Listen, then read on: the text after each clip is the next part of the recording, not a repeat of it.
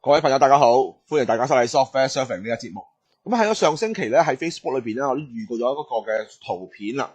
咁啊教大家點樣做咧一個嘅懷舊效果。咁我亦都喺裏邊咧都講過，我用1分鐘就可以做完噶啦。咁大家可能見到咧一張懷舊照片咧，好多時有啲教學咧可能都比較複雜噶。咁但係我今日咧就用咗 Photoshop 一個好特別嘅功能啊。咁可以將一啲相片咧成個風格咧抄過嚟噶，所以咧我哋可以好簡單咁樣做得到啊。所以我今次咧就係呢個做一個懷舊嘅相片啦。咁其實你可以咧揾一啲唔同嘅類型嘅相片，佢有唔同嘅風格啦。咁你就好容易咧可以將佢抄過嚟嘅喎。咁啊做法其實一樣嘅啫。所以咧我今集咧就會用幾個唔同嘅例子啦，喺同一時間同大家去研究下，睇下一個唔同嘅效果係點樣嘅喎。咁喺未做之前咧，亦都睇翻我今日嘅示範照片先啦。見到呢一張就係原相嚟嘅。咁至於呢啲相片啦，同埋一啲懷舊照片啦，同埋其他嘅素材咧，我都放咗喺網上面啦。咁大家可以咧隨時download落嚟咧，同我一齊去做噶。見到呢幅相片咧，就當然係比較新嘅相片嚟噶啦。咁啊色澤咧都比較鮮豔噶。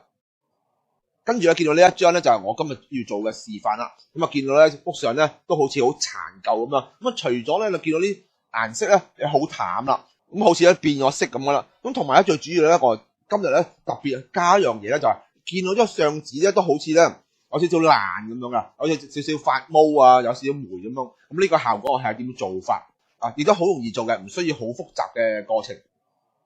咁就或者好似呢一張咁樣啦，見到啦上面有啲水漬添喎。同埋啲屋上咧雖然係彩色同埋嘅顏色咧都有少少變淡咁嘅感覺噶啦。除咗我要有幅原相之外咧，我哋都要有一啲嘅懷舊嘅相片。我要嘅就只係將佢個風格放過嚟嘅喎。見到有3張相啦，有啲比較鮮明啲嘅，有啲就比較黑白咁啊，暗淡少少都有噶。咁除此之外咧，我亦都預備咗咧有啲嘅紙張。咁但係頭先你見到咧就係我呢好似爛咗啊、發毛嘅感覺咧，就係靠呢啲咁嘅紙張去做出嚟噶。咁如果你想同我一齊做嘅話咧，我首先係下載晒所有嘅素材落嚟先啦。好啦，咁我去翻我哋嘅 Photoshop 裏邊啦。咁首先啦，咁我開咗呢一幅原相先。咁開咗呢幅相之後咧，我要開多張相喎，就係我將個懷舊風格相啦。但係今次我想睇下呢3張懷舊相咧出嚟嘅效果有少少唔同咧，所以同時咧我就開晒呢3張相啦。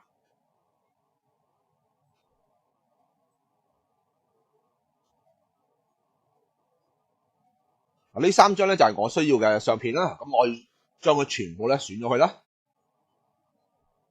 咁見到喺我哋嘅 Photoshop 裏邊咧，已經放咗呢3張相啦。咁第一張啦，黑白嘅相啦；第二張啦，呢張比較淡色啲嘅。呢張雖然係一個舊相，但係比較鮮色少少嘅。咁我最主要咧，我要記住呢3張相個名嘅喎。好啦，我去翻個原相裏邊先。而家想複製一個圖層，我哋 Ctrl J。平時我哋做一個圖層夠噶啦，因為咧我一陣間我會將3個圖層咧都改變唔同嘅樣啦，所以我增加多咗2個圖層。而家見到咧總數咧，我增加咗3個圖層嘅。咁首先咧，我想將呢兩個圖層咧刪咗佢先，因為暫時我就唔要啦。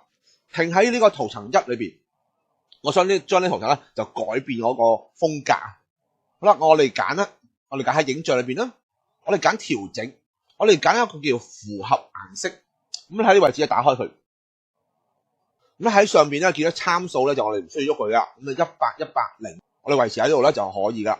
咁最主要咧，我要做咧就喺下邊呢部分啦。我哋喺呢個來源嗰度，我哋打開佢。咁你見到咧，頭先我開咗呢3張相噶啦，分別咗咧我哋有個 O-Photo 啦，01同03嘅。咁我哋咧就01。其實我一撳埋佢咧，你見到隔離咧已經有個縮圖噶啦，已經顯示咗我揀邊張相。咁同埋咧，你見到個畫面咧，已即刻咧就已經改變咗，將我懷舊相我個顏色啊風格咧就已經搬過嚟嘅。見到咧好明顯已經唔同咗啦。咁完成之後咧，我確定。咁你發覺到咧，基本上真係非常之容易做啊！我哋只一撳個掣就可以做得到噶啦。好啦，跟住咧，我想做埋嗰2張。咁我開翻第2個圖層咯。繼續咧喺翻影像裏邊啦，我哋調整啦，我用翻呢個符合顏色啦。今次咧我哋揀另外一張相咯。今次咧我哋揀02呢張啦。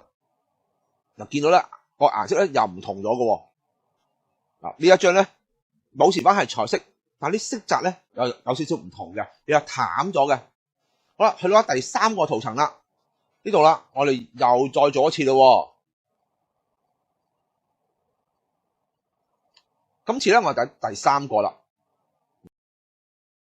見到3個係完全唔同喎。呢個咧，雖然我都用咗張舊相片，但係呢幅相片因為本身個顏色比較鮮豔嘅，所以你見到都鮮豔啲啊。我刪咗呢個圖層啊，呢一張咧見到冇明顯咧暗啲嘅，啲色咧好似咧我哋褪色咗咁嘅感覺。跟住咧就刪埋呢一個啦。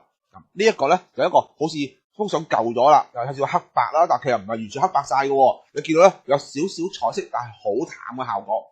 只要揾咗張嘅相片，無論係懷舊又好，或者其他類型嘅風格相片咯，我只可以一搬過去，咁做出嚟咧有好相似效果啦。嗱，跟住睇完之後咧，上邊兩個圖層咧我就唔要啦，因為最主要咧都係俾大家睇下嘅啫。咁我按翻住上邊圖層啦，我可以抌咗佢啦。呢個都係啦，我唔要啦。嗱，跟住我繼續做咯。咁我想將呢個圖層咧，而家雖然話咧色唔同咗，咁但係咧淨係咁樣咧，我覺得唔係好夠嘅。咁我想咧加啲嘅雜訊俾佢。嗱，首先咧我想改變咗成為一個智慧型物件先。喺呢度威擊，我呢度揀啦，我揀呢個叫轉換智慧型物件。咁轉咗呢一個係好處嘅話咧，我一陣間我做一個雜訊咧，如果發覺咧做完之後咧唔係咁理想，我哋可以再去更改嘅。好啦，跟住咧我哋喺度揀啦，我哋揀濾鏡啦，我哋揀雜訊，我哋揀增加雜訊。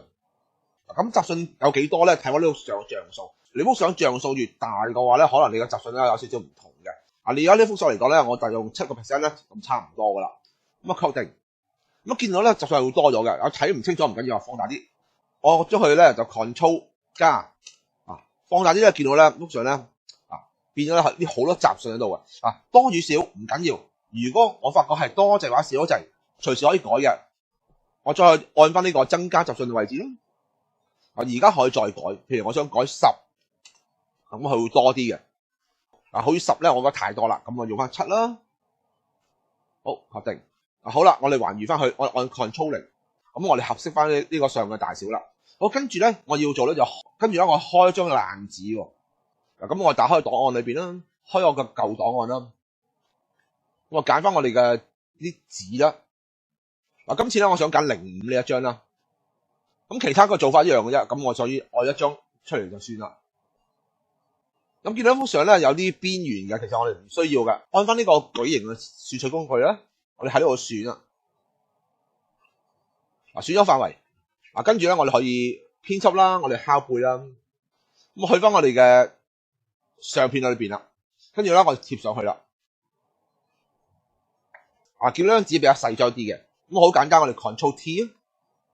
我將佢移埋去個角位啦。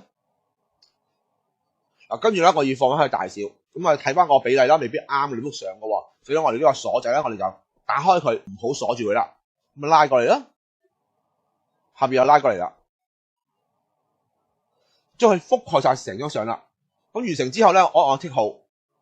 跟住咧我哋喺度揀啦，我打開佢，我哋揀一個叫做色彩增值。撳落去咧，幅相咧就即刻唔同咗啦。見到咧變咗咧，好似一張好殘舊嘅相咯。但係咧發覺到咧，好似太殘嘅。咁我點算咧？我哋好簡單，只要我哋要殘舊幾多，睇翻你幅張紙啦。咁我想咧而家就將佢拉翻淡啲。我只要喺呢個透明度裏邊咧，我打開佢啦，我將佢拉低少少。咁大約係55左右啦。咁我覺得差唔多。咁再去到呢一步咧，咁我亦都見到個天空嗰度咧，又好似又太過殘破。我可唔可以淨係將天空呢部分咧改一改佢咧？其實可以㗎。我哋只要咧按翻呢張紙嘅圖層啦，按我哋嘅即色片。咁我哋以往我哋教即色片咧，通常咧我哋由黑同白。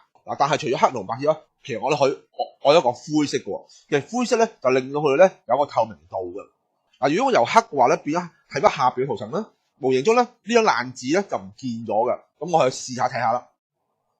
我哋黑色嘅。有畫筆啦，又落去，變咗就靚翻嘅喎。咁我哋唔需要咁樣，我哋咁樣好似唔係咁好嘅。好啦，咁我還原翻去先。咁如果我哋用一個灰色喺呢度咧，將個前景色我哋改為灰色，灰幾多咧？咁我喺呢度推，咁我哋大約咧喺呢個由白去到黑我覺得咧1/3左右位置啦，按落去啦。咁啊睇下個筆刷有幾大咯。咁而家我呢個筆刷咧200，咁啊差唔多嘅。咁打開佢啦，咁佢硬度咧中間OK 噶啦。咁啊喺度游下佢咯。游下佢見到咧嗱，佢嗰個爛紙嗰啲咩好污糟嘅嘢咧保持翻嘅。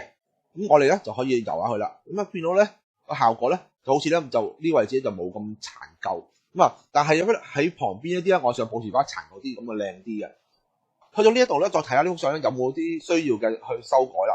咁我而家就感覺上咧，好似咧佢個飽和度咧就唔係太理想咁樣。咁我去翻呢個圖層上邊啦，我打開佢啦，按落去，我去揀一個自然飽和度。咁我去拉高少少啦，拉高少少。究竟要拉幾多咧？睇翻你自己喜歡啦。咁我自己覺得咧，拉到去30幾左右咧，咁啊差唔多，咁啊效果幾理想嘅。好啦，基本上咧完成咗今日呢個示範。咁但係頭先咧，我做下咧，我其實發覺咧漏咗啲嘢。咁我除咗我哋用懷舊相之外咧，其實咧用張單色相都可以改變到喎。咁我而家即刻做一次俾大家睇下。咁啊將呢嘢幾圖咧，我刪咗佢先。我出翻張底圖。咁我頭先我開呢啲我就唔要佢住先，我刪咗佢啦。我將開咗張紙出嚟。今次我上呢一張啦，呢張 paper 6。呢張紙咧比較咧，我就唔係諗住愛嚟做嗰個底色嘅。呢一張咧，我就將愛嚟咧就套用佢嗰個風格嘅。跟住咧，我去翻我開場嗰部分啦，我將佢複製圖層啦 ，Ctrl J。好啦，按住呢圖層。同樣咧，我哋揀翻個影像啦，調整啦，我哋揀佢個叫做符合顏色。今次咧我打開呢度啦，來源。今次咧我就揀呢個 paper 06。見到咧。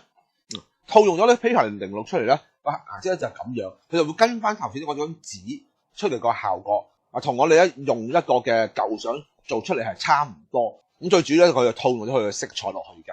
好啦，咁就去到呢一度啦。下一集嘅 Photoshop 咧，其實我都做咗個預告噶啦，咁就會教大家咧用一張靜態嘅照片咧，就將佢變成一張動態嘅。好啦，我哋下次再見，拜拜。